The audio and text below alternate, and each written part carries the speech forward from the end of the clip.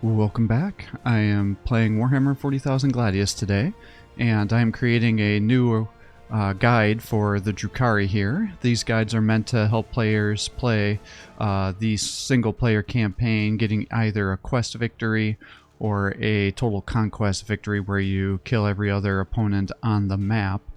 Now, this is assuming you're playing on the impossible difficulty, but these things will certainly still work if you're playing on easier difficulties as well.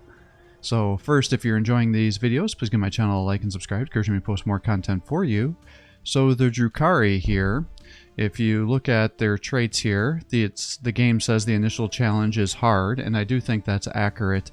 The reason is they become exceptionally powerful late game, but early game they really struggle because they're very dependent on getting a bunch of upgrades going. As you keep getting those upgrades, they apply to lots of the different units that you can create. So by the end of the game, you have so many upgrades and buffs going to your units that they become absolute nightmares to kill unless you have units that can bypass range damage reduction. But if you don't, you just have to worry about having massive amounts of damage reduced when you're attacking the Drukhari units, and likewise that's really nice for you as a Drukhari player because it becomes extremely hard for them to kill your units. You'll be able to do all sorts of healing every turn, and you can really keep your guys alive and then do sorts of hit and run tactics, which I'll go over when we're going through the actual game itself. So kind of looking through their traits here, you know, they're the Twilight Raiders, as you would expect from a pirate war band, effectively. So they have several different abilities. The first one is Power from Pain, and so as pain spreads across the battlefield, the Drukhari are invigorated, and what this effectively does is their units gain additional bonuses as they level up. So the higher level your units get, the stronger they become with different kind of buffs. So it's not just like the other factions where you'll just get pure HP buffs to make your units more survivable. They'll gain additional bonuses, which can be very, very powerful as you're keeping your guys alive. They also have the Corsair outposts, and so what this means is the Drukhari are based on the webways, and so they're looting resources lore-wise when they're raiding other factions. So what this does is their cities will have reduced growth rate, but they will it can be improved by controlling more outposts. So actually the more outposts you get, the faster the growth rates become, especially as you start buffing them up. So you'll have a very slow start, which again contributes to the very hard initial challenge, but paradoxically that may actually help you, so you don't have to worry about the growth and loyalty getting out of control right away in the beginning. So I don't find that to be a very hard thing to overcome. And then if you're lucky enough to get multiple webways, because as an Eldar faction, to found new cities, you'll have to rely on the webway gates, which can be very frustrating. If the AI kills all the gates on the map, then you won't have additional cities, but just keep that into consideration. Now, they also have a trait called Raid from the Webway, and what this means is you can effectively pay influence to create a temporary webway portal. Now, you can't found cities using this ability, obviously, but what it does allow you to do is when you're having your cities produce infantry and vehicles, you can use the webway gate in your city and then pay influence to teleport them all the way across the map to wherever you deploy one of those temporary webways, and it lasts for several turns. So that can be an excellent way for you to jump from city to city, or to pull your injured units out of danger and return them back to your city where they'll have a higher healing rate. And then as you get additional technology, you can start to do it for free and not have to pay the influence cost. So it becomes exceptionally easy for these guys to move all over the map and really help you assassinate the bases for the AI players to help you get to victory easier. Now, they also have the Raider Fortresses trait, and how this does is effectively your cities will have to be activated from the gates, and we'll go into more detail about that as you're making your way through the game, but effectively it's again just reiterating that you have to use the gates to found your cities. Now, they also have the passive trait called the Soul Hunger, and this will get buffed throughout your research. But when it first starts out, effectively what it does is destroying an enemy unit rewards you with influence. So this allows you to rapidly be able to deploy heroes also to capture more tiles, so you don't have to worry about the influence, and more importantly, it helps you kit out your heroes with excellent equipment, and then because of all your global traits will cost influence to activate, it'll allow you to just spam those like crazy, and because they last for several turns when you're using it, this is one of the easiest factions to build up influence, so it becomes even easier to gain influence than it does with the Space Marines, if you're familiar with how those play, because you'll only get the influence when you have the Force Commander nearby, because of his level 6 ability. But once you get this going, and especially once you start buffing it up, any unit that gets a kill will start getting influence for those kills, so that can make it really easy for you to rapidly expand and really supercharge your economy early on. As you're killing neutral units to try to expand your forces, you'll be generating influence that way as well.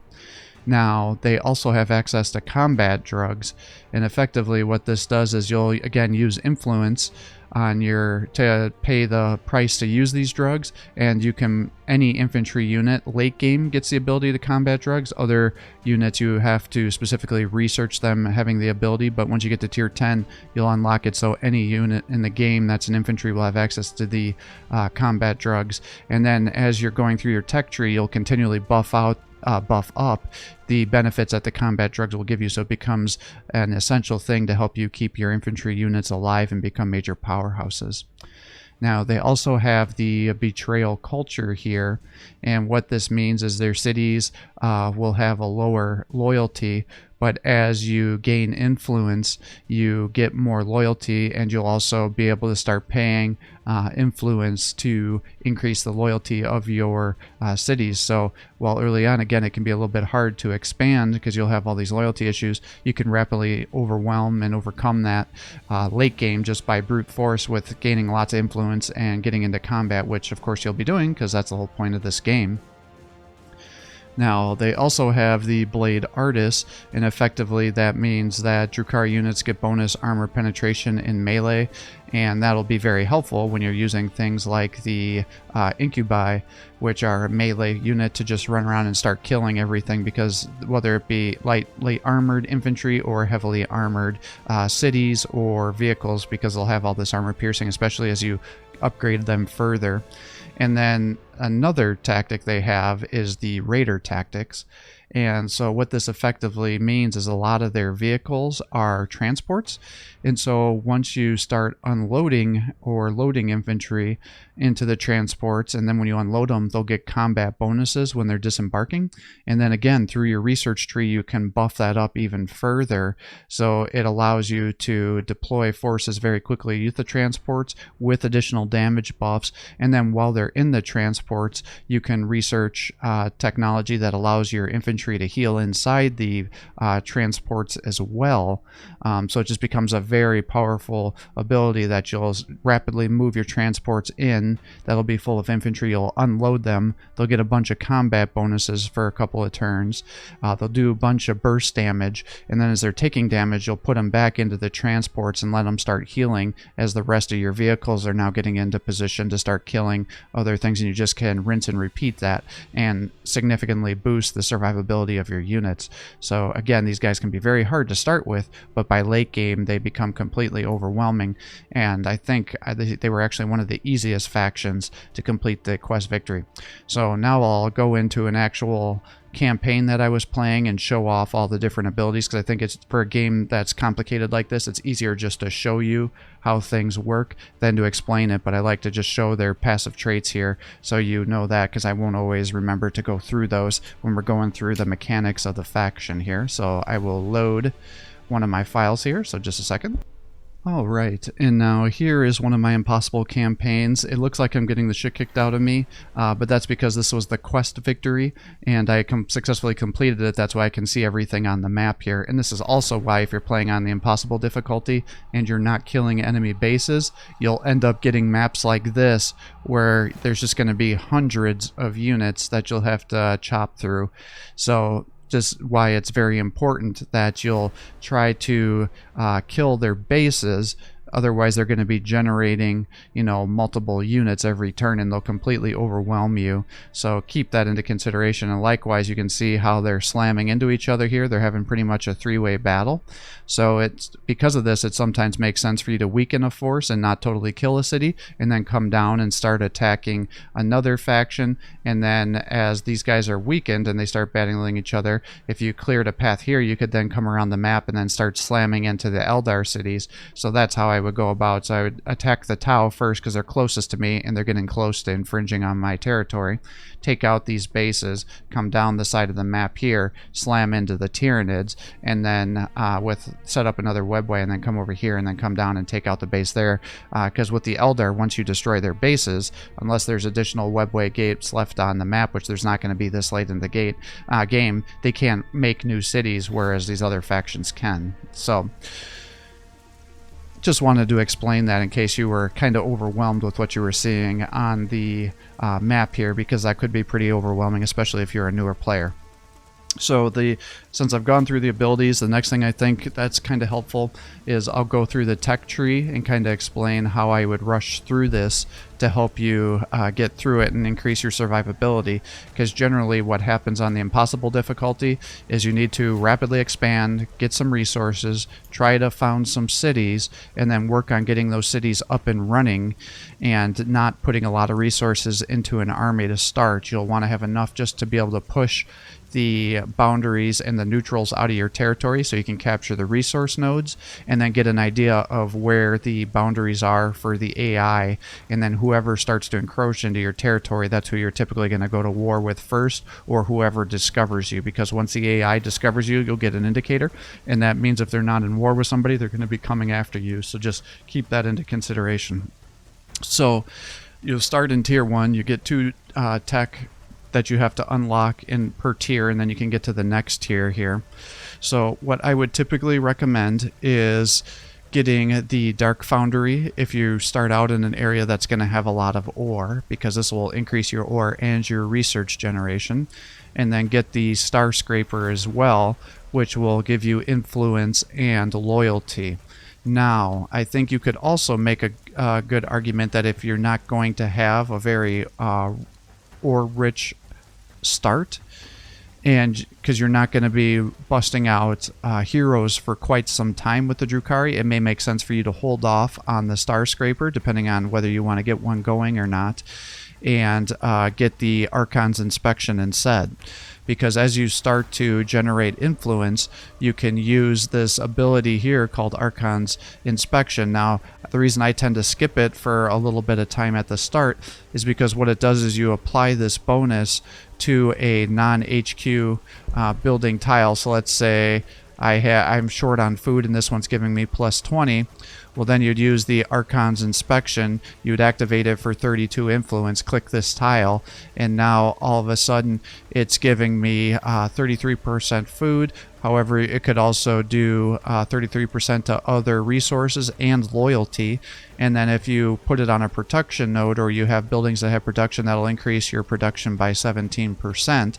Now, it is having a reduced cost because of research I put into it, so it'll be a little bit even more expensive than that. But it lasts for 10 turns, so this is a huge boon to your economy, especially if you get a tile where you just plop in 3 research stations or 3 ore stations, things like that, because it will be a huge supercharge to your economy. Now, the observant of you are going to see that I have an avatar of Cain. You should just ignore this, because they do not get to create the avatar of Cain. This is given to me because of the quest battle, and I had to keep them alive and do some things, so they do not have access to the avatar of Cain. So I just want to mention that now in case I forget when I go through the heroes, because you do not have access to the avatar of Cain normally. That's because, again, the quest win condition required me to be given one to keep them alive. So going back to the research here, you'll do that and you'll get through tier 1, and then you'll get to tier 2. I tend, if your population is high enough that you're running into population limits, you'll want to get the cage den right away to increase the population limit. However, if your population limit is still good and you're not going to be maxed out, then you'd want to focus on targeted assassinations instead, because this will increase the loyalty of your Drukhari cities, because they have notoriously poor loyalty issues at the start, and they'll get progressively better as you move on, but you're going to want to rush that as well. Now, if you are going to get an original hero, you're going to get an Archon. You can have the Succubus, which is your tier 2. I tend to skip those, like I said, because I want to get my economy going, because you're dependent on your webway gates to get your cities. So I want to be able to secure and lock down the webway gates that are around me as fast as possible, so I know how many cities I'm going to be able to create throughout the game. Now, after you do those two technologies, come up to tier 3, I will get the Cult Arena, which will allow you to increase your loyalty. So if you're having loyalty issues, you'll want to rush that right away. Otherwise, you'll want to get the Found Raider Fortresses. And what this does is it unlocks the ability so you can start building new fortresses on, which are your cities. So you'll effectively found new cities on the webway gate. So what you'll do is you'll click activate webway gate, which costs 5 influence, and then you'll get the found the city here, and then depending on the amount of cities you have, the cost will progressively go up. So then you click this and then click a activated webway gate, and that would allow you to start building things around it. Now you can activate gates without founding the city, and that'll allow you to use the webway gate to transport units back and forth throughout the gate. But you're not going to want to do that early on because you're not going to have enough influence until you start killing things. So the other thing is, if you are having to create armies and you're having difficulty pushing, especially if you're using an infantry force, at this point you may want to get a homunculus, because he's a very powerful healer for your units, and he can definitely help you out if you're having troubles. But again, assuming you're getting pretty decent creeping abilities and capturing the map and not having issues with needing a healer, I would skip it and just keep getting through your technology. So once you get to the tier 4 here, what you'll want to do is get the Taskmaster Estate, because this is a building that when you put it into your cities, it cuts down the production speed by, or it cuts down the build time by 50%. So if it's something to take let's say 4 turns, you build one of these, it'll drop down to 2 turns, and you build a second one, it'll drop down to 1 turn. Now, I play on the very fast difficulty, so you may need additional construction buildings to drop your production down to 1 turn, but on the very fast, you can usually get it done with 2. And then you'll want to get the Swollen with the Sin, because that will increase your acquisition radius around your cities. So when you first unlock your cities, you'll only be able to put down control tiles within 1 square, and then you'll be able to expand it out with the next research here, and then you can get out to a maximum of 3 tiles once you have it fully upgraded with your city acquisition tiles, because different factions have different distances that they can expand out for their cities, so just keep that into consideration. Once you do those 2 abilities, you'll get to your tier 5, and the reason I like to rush this so aggressively is because now you have access to the Studies in Agony. And what this is it'll effectively make your passive ability, that Soul Hunger, not only grant you influence when you're killing units, but it'll now start giving you research. And so this becomes exceptionally powerful, because as you're going to find out as we blow through this research chart, is you're going to want to go back and get most of the things researched here, because they all are just about very viable for you, and you'll be stacking buffs. So you'll want to be blowing through research as fast as possible, because until you get your guys teched out and have all their abilities, you're going to have trouble keeping your guys alive, because they're very squishy early on, and that's why the start for these guys is so difficult. But once you get all the tech researched, they can become major powerhouses and tanks with all their damage reductions. So I like to get the Studies in Agony, and then by this point in time I'll usually get the extra infantry armor just to increase the survivability of my infantry forces that are creeping. Alternatively, if you've decided to make a couple of raiders, you may want to get the raider readiness, which will allow the raiders to start healing units while they're in the transport vehicle. Then getting on to tier 6 here, I like to get the Soul Tithe here, which will allow you to increase the research output, or increase the resource output of your cities here. And then if you're needing to get an army and you have enough food coming in, At this point, I would upgrade our incubi, because this will be a unit that I would use throughout the rest of the campaign. It's kind of your most powerful infantry unit that you'll have access to, and he's an excellent melee fighter. Now again, early on, before he gets all of his buffs, he will be a little bit squishy, so you may have trouble keeping him alive, but if you can get them leveled and they can survive and you get all their other tech, these guys are useful throughout the rest of the whole campaign. This is like your highest tier infantry unit. Alternatively, if you don't have enough food to be able to start generating these incubi, it would make sense for you to get the Raider Evasion, because what this does is increases the invulnerable damage reduction to Drukhari infantry when they start getting out of the vehicle, which will help you.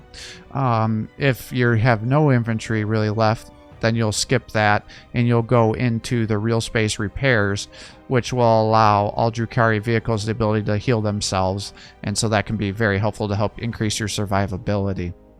If for whatever reason you don't have the resources to be able to pay for this ability, then you could go with the Deviant Designs, which will increase your armor penetration for assault weapons, but that assumes that you're having melee guys, so I tend to skip that until later. So that's how I do tier 6. Then you get up to tier 7, and now you're starting to get into situations where it's like all of these things are good, so you have to decide what's going to be most helpful for you.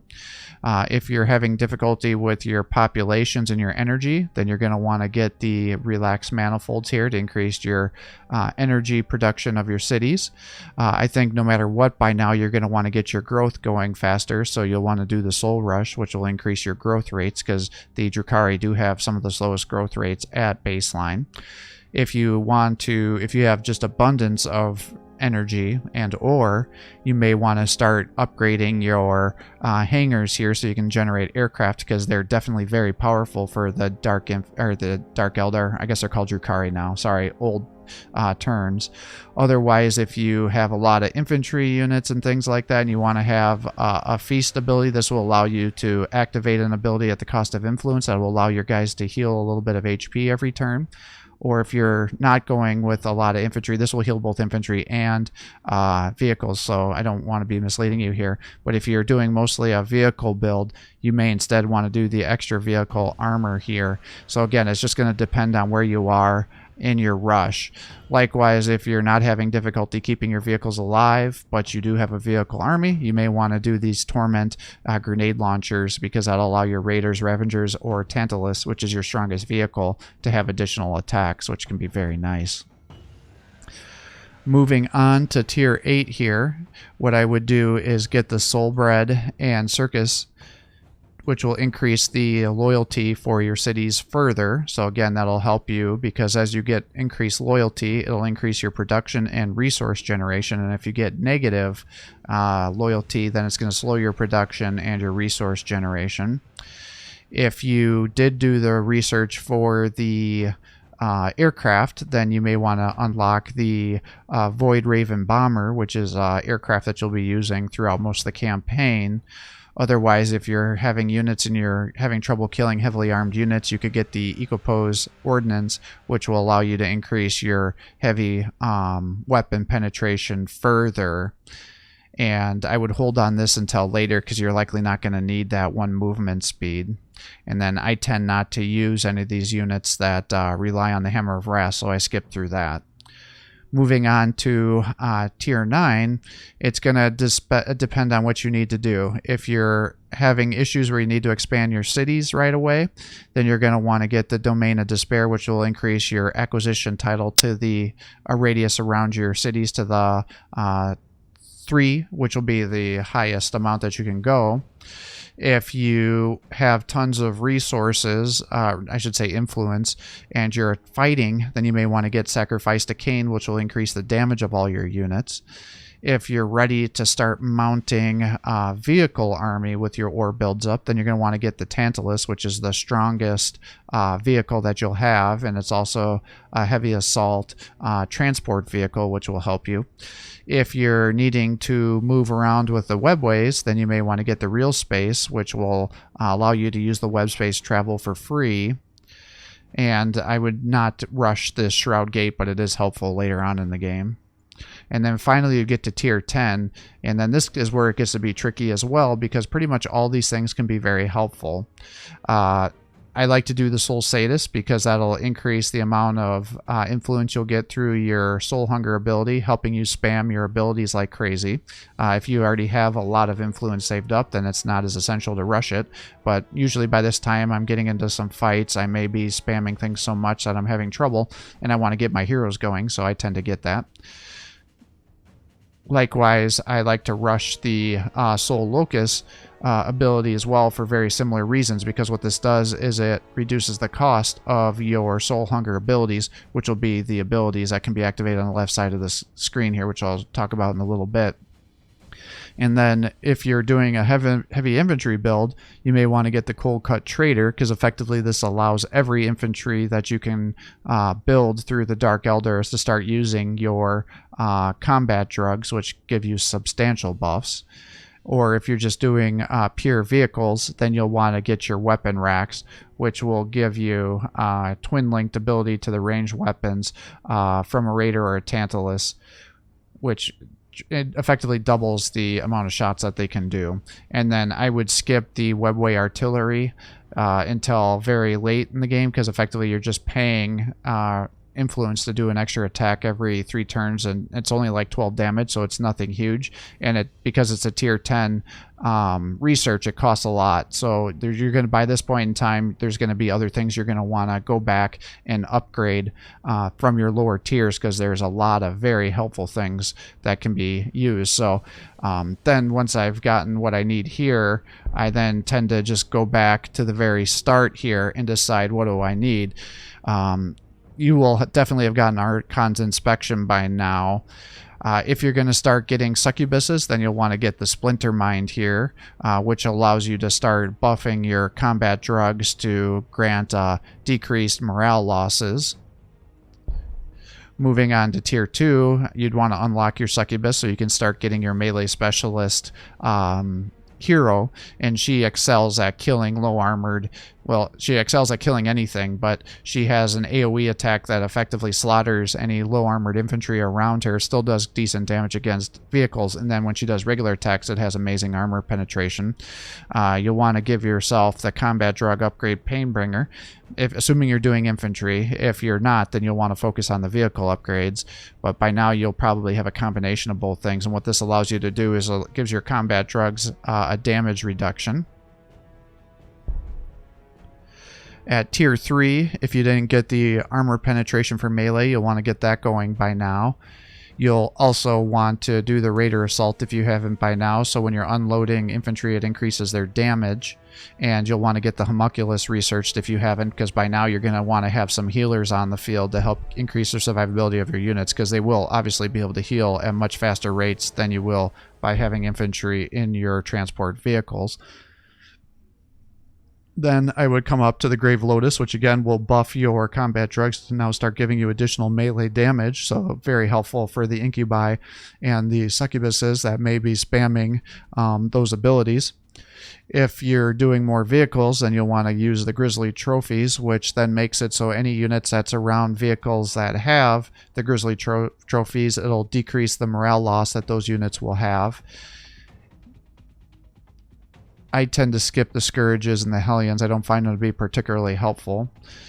Moving on to tier 5, you could get the Kronos, which is another healer, but I tend to just focus on my homunculi and then Raider transports, but this is another healing potential that you could use. Otherwise, I'd focus on the extra infantry armor if that hasn't been upgraded. You can do the Raider Readiness, which will increase the healing rate of units in the transport if you haven't gotten that, or the Night Shields.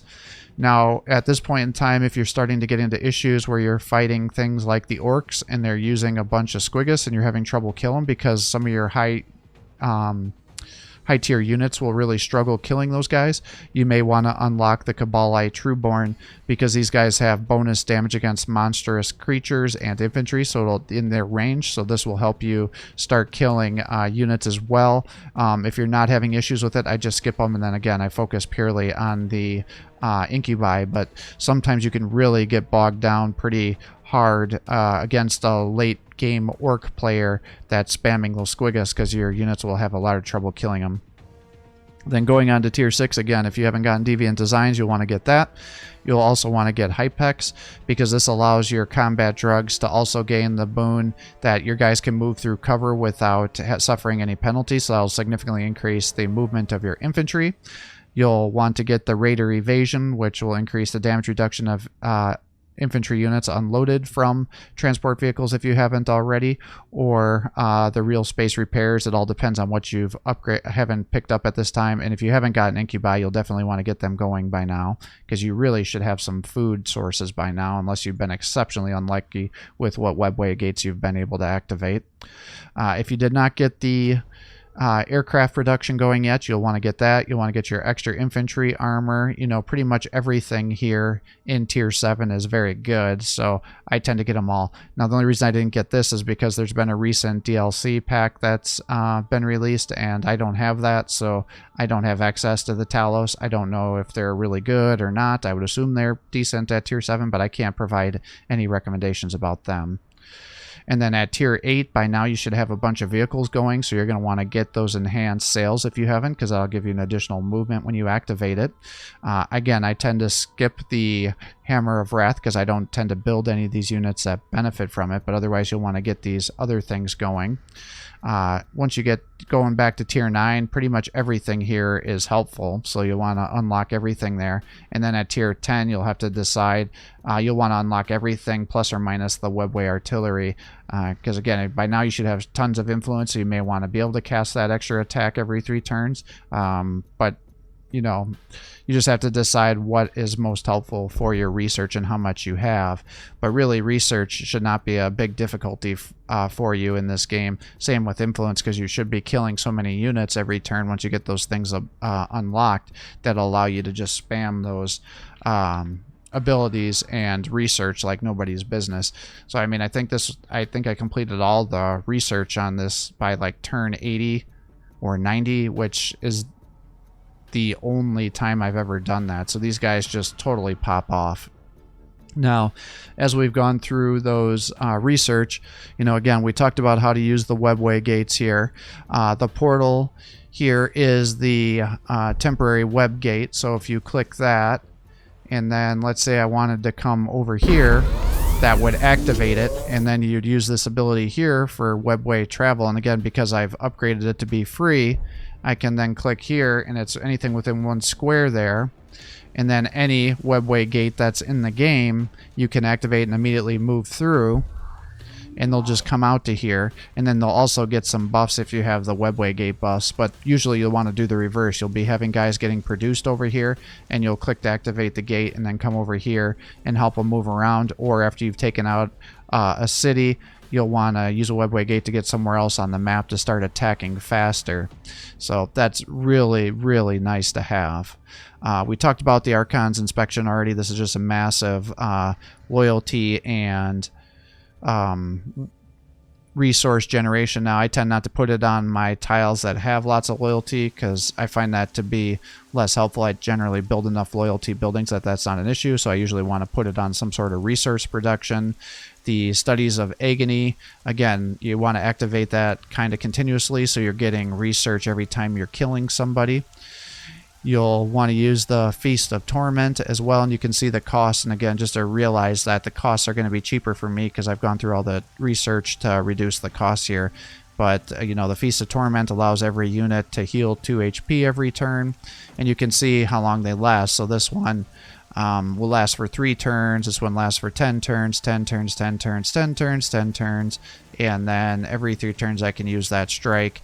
And then the Soul Tithe allows you to increase your resources, and that lasts for 10 turns as well.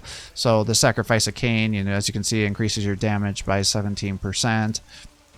The Soul Bread and Circuses increases your loyalty to your cities by 3. The webway artillery, you know, you just click it and then you just select a target. So let's just put it over here to the Crute and attack here, and you can see it does decent damage. It is a tier 10 ability, but for the most part you may not want to be spamming all those attacks and use that influence. Late in the game, you'll want to spam it all the time because you'll have more than enough influence to do everything you need. And then the Soul Tithe here just increases the resource output of your cities, and it's just a flat 33% increase. So that can be a huge boon to you as well.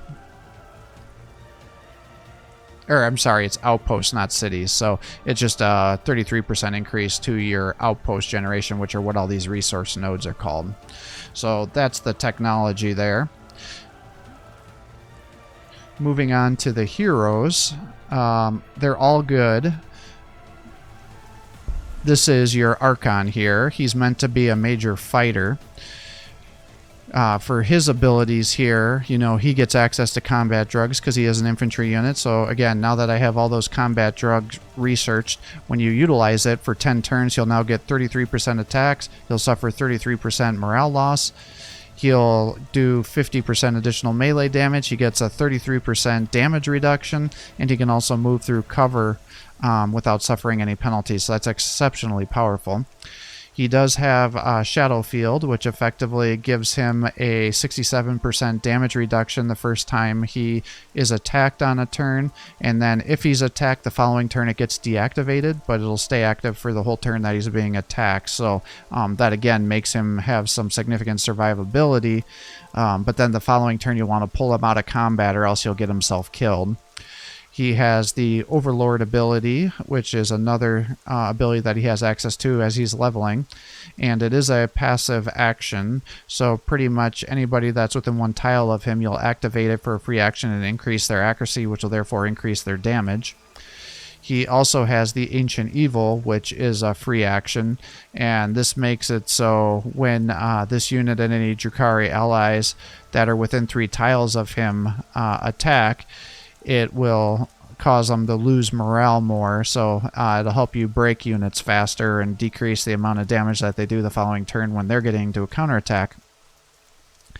He has the Soul Harvest ability, which increases the damage of a Drukhari unit that's on the field, and again, this is free, and it also increases the influence that they'll generate when they get a kill, so you'll get 9 influence per kill for that passive when you activate this, and increase their damage by 17%.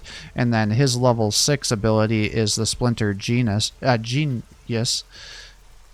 And what it does is give you an extra attack point, so you can attack twice one turn with this guy. So definitely very nice. So he's kind of a buffer, damage dealer, and a fighter overall. Now the Succubus. Oh, sorry. And as you can see, for building these guys out, they have very, very low armor because they get so many damage reductions, as you can see in the under the armor summary there. So for item builds, I like to give them the bracers, the weave vest to increase their survivability. I give them the concealed weapon system, which gives them 25% additional melee attacks. I give him the axe to give it so he has an additional splash damage when he's attacking. I give him the dusk blade, which then gives him a 20% lifesteal when he's attacking.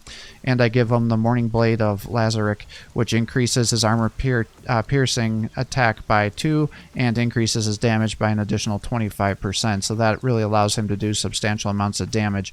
And then just like those Trueborn that we had talked about does bonus damage against monstrous creatures, he does too. So this guy can almost solo down a Squiggoth, and so if you're really struggling with that, just throw some Archons into combat against the Orcs and he'll be able to kill most of their units. Now the Succubus is purely meant for a damage dealer. What you can see here is she also has access to those combat drugs, as we talked about. She has several abilities. Her first one is the Blood Dancer, and this will increase her melee accuracy by 6, so you'll want to use that before you're doing your massive attacks. She also has access to No Escape, and so you level this up, and effectively it's a free action, and you can apply it to anybody within one tile, and it lowers their movement by 3. So again, if you're trying to get the kill on an enemy hero or high value target and you don't want them running away to try to heal, you throw that on them to stop them from escaping. She has the Blades of Death, which is just a passive ability, and this increases the melee damage of her and everybody within one tile of her, so it's real nice to have her surrounded by a bunch of incubi here and increasing their damage potential further. And then her tier 6 ability here is the Whirling Death, and this is the AoE attack that she has. Now it only has 4 armor piercing, so again it's meant to be attacking low armored units, but if you're, let's say this was an open square and then everything around here, well, I guess it would have to be 2 because she'd have to move through. So let's say you had 4 infantry units or 4 drones from these dang Tau over here. You just move her and you click that button and she would effectively wipe out every squad that's around her here. So that really helps you just clear out a lot of low tier infantry to help everybody else that does more damage just focus on getting other kills. So she's definitely your major damage dealer here. And then as you can see with her regular weapon, she's got armor piercing of 8 and 10, so she does good damage against vehicles too when she's trying to solo them down. But you just got to be very careful, because not only does she only have the 5 armor, and you know, you can give her the combat drugs that buff her up further, so now you can see how all those things were increased. She only has 15 health, so she can get herself killed if you overextend her, so just be careful, especially early on before you get all your bonuses going, because as you can see, it just gets ridiculous with all the bonuses these Drukhari get by the end of the game here. And that's not with me moving throughout the map capturing all the relics, because then you'd have even the relic bonuses going. But she can become a major powerhouse. Again, I like to give her the armor, so that way she has 2 to try to increase her survivability. I give her the concealed weapon system to increase her attacks by 25%. I give her the Zote hide to help give her some extra health and then double the healing she gets. I give her the Dusk Blade to help her heal, the blade to give her the armor penetration and the increased damage. But the other thing I tend to give her, because she is very squishy, is I give her the ultra wideband Auspex, and what this does is it effectively makes it so she's immune from activating Overwatch attacks when she's moving into combat. So this is a really nice ability to give units that you don't want to get sniped down when they're moving into combat. Most heroes are tanky enough that you don't have to worry about it, but she's definitely one that can get herself killed trying to get into combat, so you need to be very cautious, so I really like that on her. And then the third and final hero that the Drukhari get access to are the Homunculi here.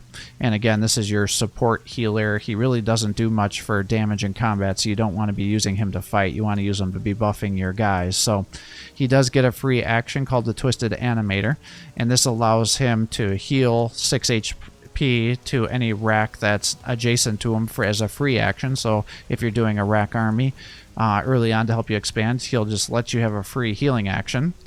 He also has the Master of Pain passive ability, and what this does is give a 25% damage reduction to anybody that's within one, or it's just infantry, not vehicles, but a 25% damage reduction to any infantry that's within one tile of him. So again, as you're healing damaged units, as you're healing them, he'll be giving them some damage reductions.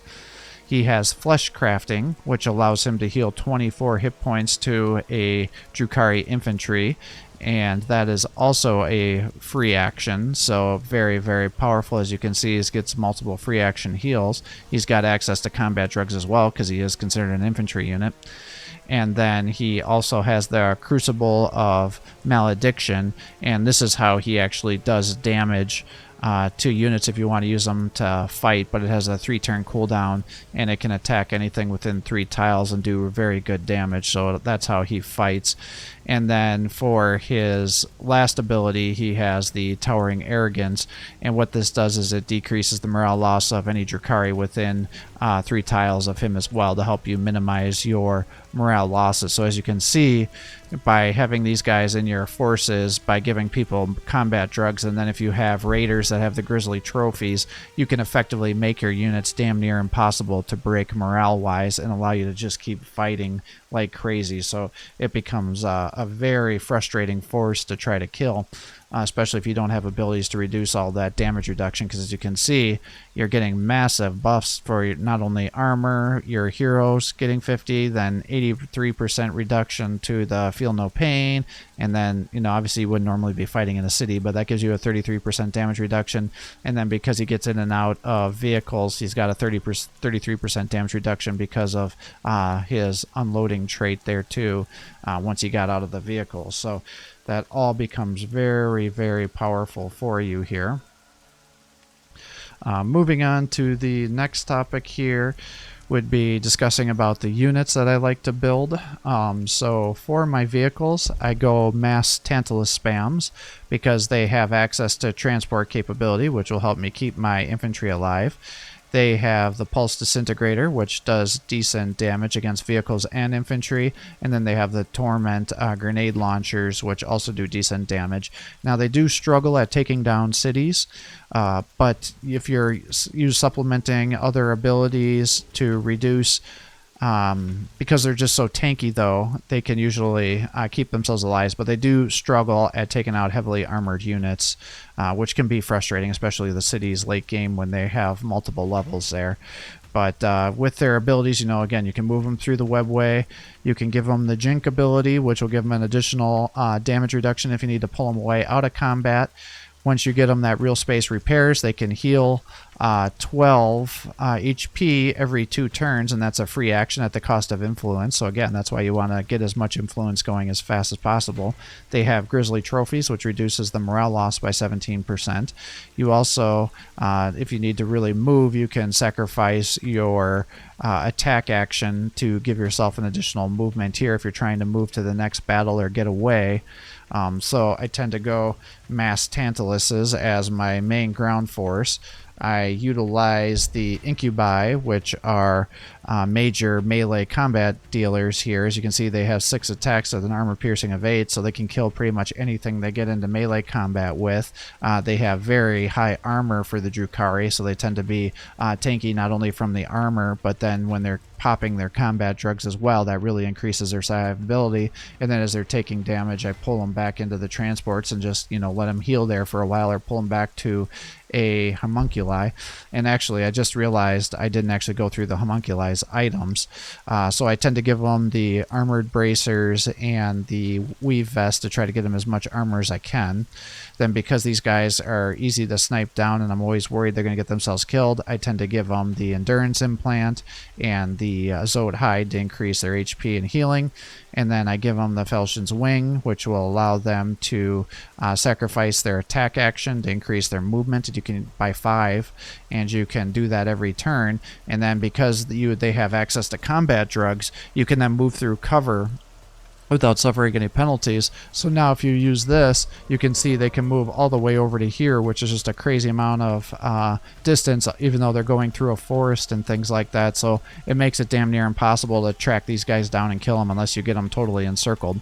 And then I also get them the Uncurator's Gauntlet, which allows them to get a free 8-point healing to any vehicle or fortification. So that helps me keep my vehicles alive too. So not only is he healing infantry, but he can heal vehicles if you use that. Now, if I'm having trouble with my resources, which I don't know why you would, unless it's just very early in the game, you could also give them the Tantalizing Icon and the Scroll of Magnus, which will give you 6 research and 8 influence. But really, once you get your tech going, you should not have issues with generating either of those things, so you'll typically want to just have him spam his healing abilities. What made me remember that I didn't go through his items is here's the Cabalite Trueborn here. And this is a anti-monstrous, anti-infantry killer. But as you can see, his default attacks are not great. And then the other thing that's kind of sucks about these guys is they only do half the amount of attacks and have half the attack range if you've moved them. So you got to keep them effectively stationary to get the maximum amount of attacks out of there. So I tend to think they're more difficult to use than what they're worth, but that is an option. And then if you're struggling a little bit early game with pushing and you have a few infantry, you can get a couple of Scourges here because they will help you push pretty aggressively to help you conquer the map. But by late game, I never use these guys. But again, if you're struggling early on and you have a lot of food, then you can get a couple of those to help you push through. And then for the aircraft, I actually really like the Drukhari aircraft here. They seem to have pretty decent survivability. They do excellent damage. They have multiple abilities, so again, you can throw them through the webway to help you. Just like any aircraft, they have the ability to use the Jink ability, which gives them a 33% damage reduction. You can sacrifice their attack action by giving them +2 movement. They can heal 12 hit points every 2 turns, and that's a free action. And then they also have access to the Void Mine, which is a free attack that they'll get every 3 turns, and lets you do 13.6 damage with an armor piercing of 7 to anything within 1 range.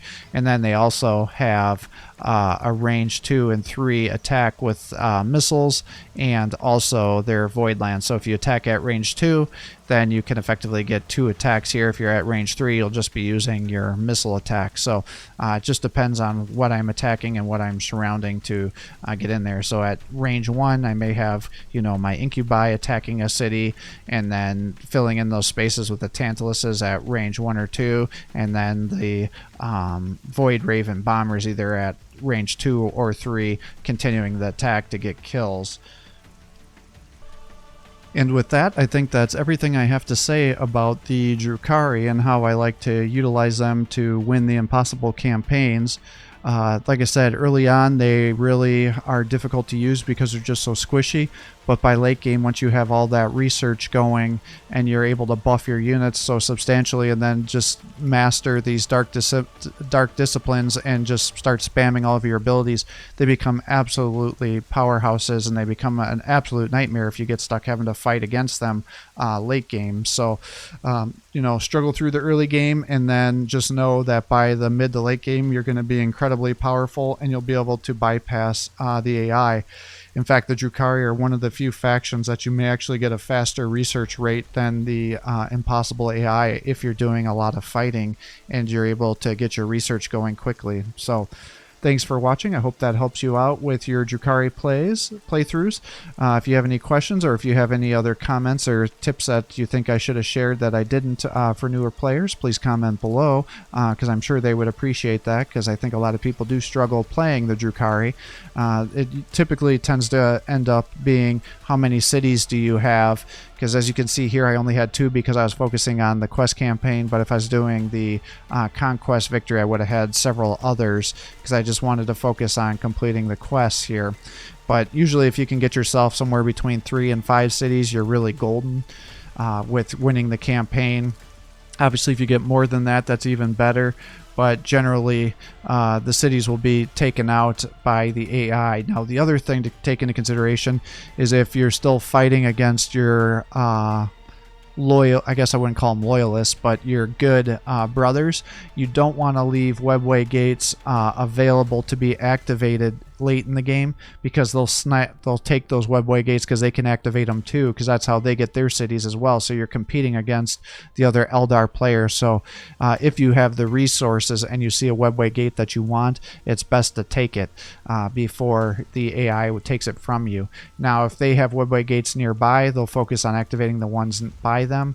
But if they end up, because both you and the Eldar have access to vision to every webway gate on the map at the very first turn. So if you're by late game, if you're not activating the remaining webway gates, they'll start activating the ones that are, even if they're across the map near you. So you don't want that to happen, because then you're going to be forced to kill the webway gate and have one less city that you'll be able to found, which it can be very devastating for your economy. Now, with all these other abilities, you'll be able to compensate. So even with only 2 cities, I was able to get enough resources to push pretty aggressively.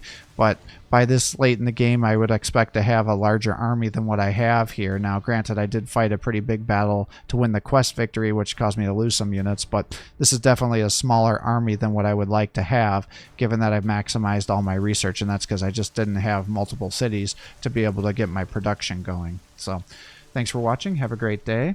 And if you're enjoying these videos, please give my channel a like and subscribe to encourage me to post more content for you. Have a great day.